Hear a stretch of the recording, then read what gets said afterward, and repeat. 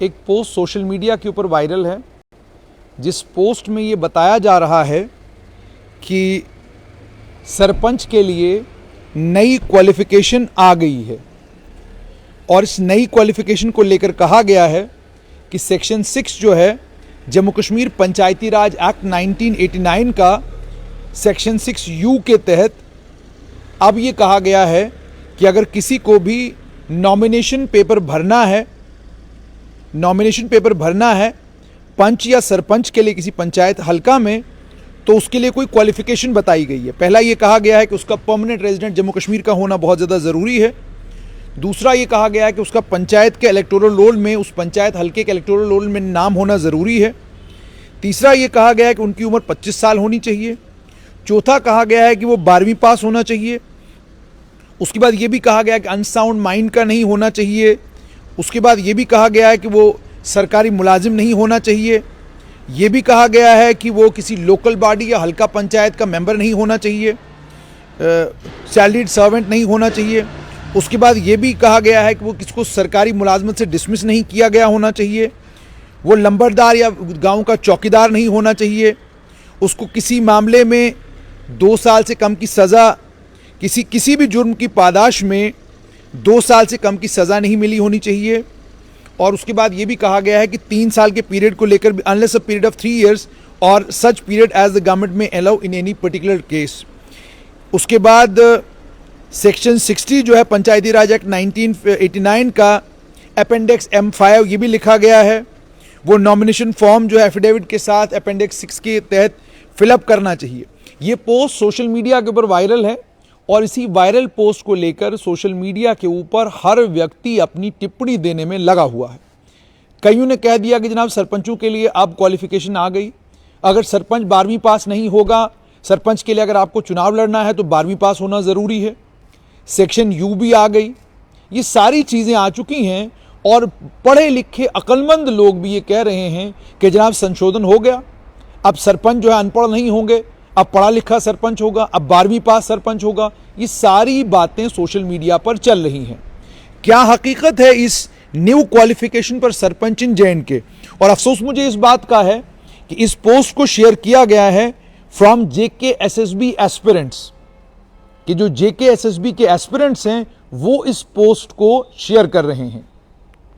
इस पोस्ट की हकीकत यह है कि ये पोस्ट बेबुनियाद है, ये पोस्ट फर्जी है, ये उतना ही नकली है जितना नकली इसको लिखने वालों ने और जितना नकली इसको फॉरवर्ड करने वालों ने इस नकली पोस्ट को किया है, उतना ही नकली ये पोस्ट है।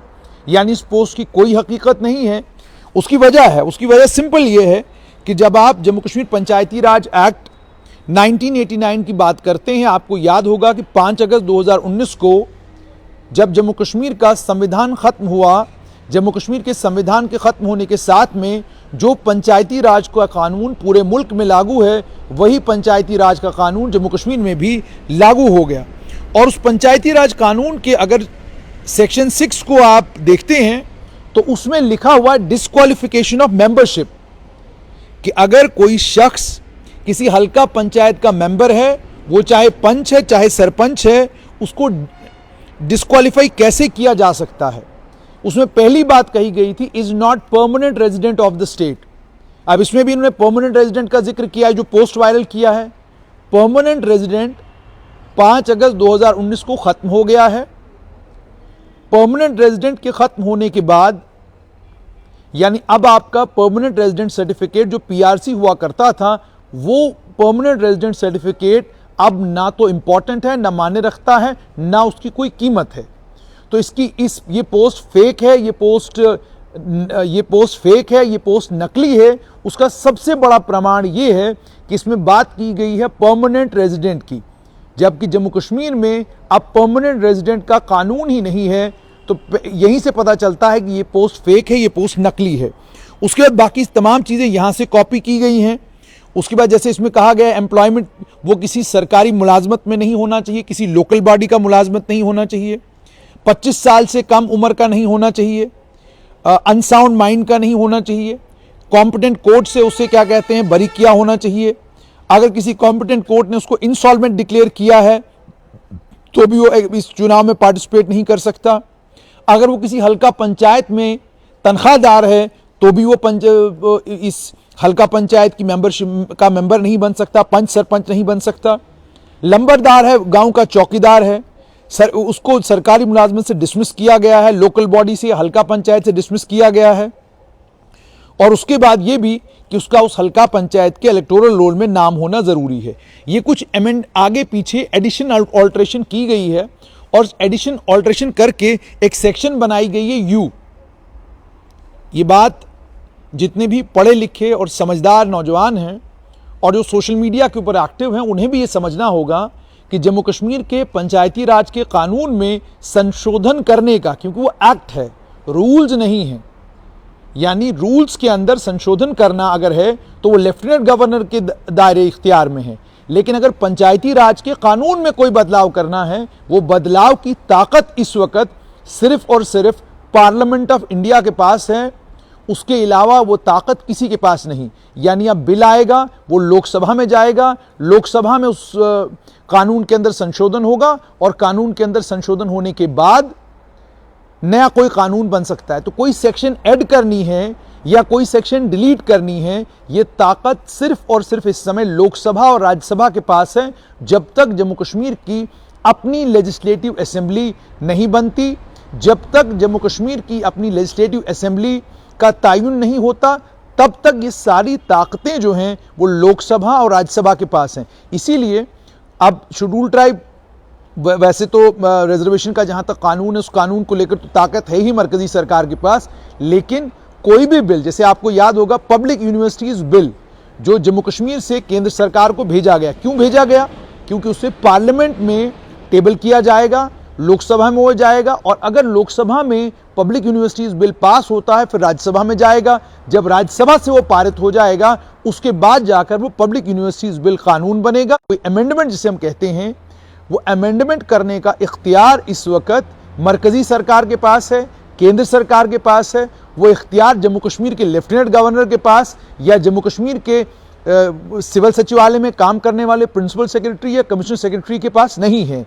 कानूनों के अंदर संशोधन करना, कानूनों के अंदर बदलाव करना, कानूनों के अंदर अमेंडमेंट्स करना, इस समय जब जम्मू कश्मीर की लेजिस्लेटिव असेंबली नहीं है और जम्मू कश्मीर एक केंद्र शासित प्रदेश है, इस केंद्र शासित प्रदेश में इस समय सारी ताकतें जो हैं वो पार्लियामेंट ऑफ इंडिया के पास हैं। तो जम्मू कश्मीर पंचायती राज कानून के अंदर अगर कोई भी बदलाव होगा, वो बदलाव जो है पार्लियामेंट करेगा, लोकसभा और राज्यसभा करेगा। वो बदलाव जम्मू कश्मीर की सरकार कानून के अंदर नहीं कर सकती है। तो सरपंचों की जहां तो क्वालिफिकेशन का ताल्लुक है, उस क्वालिफिकेशन को लेकर जब आप पंचायती राज एक्ट को पढ़ते हैं, पंचायती राज एक्ट में कोई ऐसी चीज लिखी हुई फिलहाल नहीं है। तो ये जो 12वीं होना जरूरी है, तभी जाकर आप पंच या सरपंच बन सकते हैं। इस पोस्ट को शेयर और रीशेयर करना बंद करें। ये फेक है, ये बेबुनियाद पोस्ट है, इस पोस्ट की कोई हकीकत नहीं है। जम्मू कश्मीर के पंचायती राज कानून में कोई बदलाव नहीं आया है।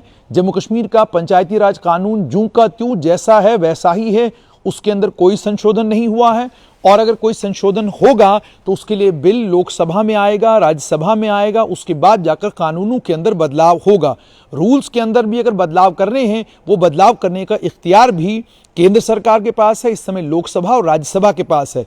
जैसे मैंने मिसाल दे दी कि पब्लिक यूनिवर्सिटीज बिल जिसे जम्मू कश्मीर की सरकार ने पायलट किया था, वो पब्लिक यूनिवर्सिटीज बिल यहां से लोकसभा में गया। अभी तक उस बिल को इंट्रोड्यूस नहीं किया गया है, इस सेशन में तो इंट्रोड्यूस नहीं किया गया, शायद बजट सेशन में उसको इंट्रोड्यूस किया जाएगा, लेकिन फिलहाल के लिए उस बिल को इंट्रोड्यूस नहीं किया गया। लेकिन अगर जम्मू कश्मीर की सरकार के पास कोई ताकत होती तो वो उस बिल को यहीं से कानून बना सकते थे।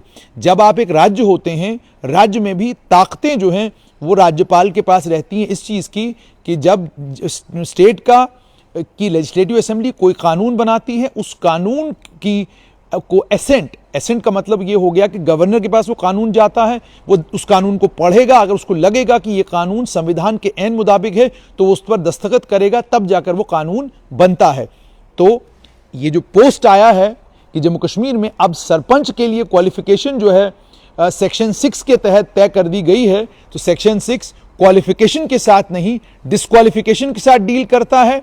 कि किसी हल्का पंचायत का अगर कोई पंच है, कोई सरपंच है, अगर उसे डिसमिस करना है, डिस्क्वालीफाई करना है, तो डिस्क्वालीफाई करने के लिए क्या क्या पैरामीटर्स हैं वो बताए गए हैं। और इस पोस्ट को लेकर भी मैंने आपको कहा कि ये फेक है, बेबुनियाद है। उसका पता इसी बात से चलता है कि इसमें परमानेंट रेजिडेंट वाली जो लाइन लिखी गई है वो सिरन गलत है। कोई भी सरकारी बाबू परमानेंट रेजिडेंट लफ्ज अब नहीं लिखता। अगर उसको लिखना भी है वो लिखेगा डोमिसाइल, वो परमानेंट रेजिडेंट नहीं लिखेगा, क्योंकि अब पीआरसी वैलिड नहीं है, सिर्फ अब डोमिसाइल है। और वो डोमिसाइल में भी जम्मू कश्मीर में आया जब था डोमिसाइल, तब सिर्फ वो मुलाजमतों के लिए था और किसी काम के लिए डोमिसाइल की जम्मू कश्मीर में जरूरत नहीं थी। तो इस पोस्ट को शेयर और रीशेयर करना बंद कीजिए।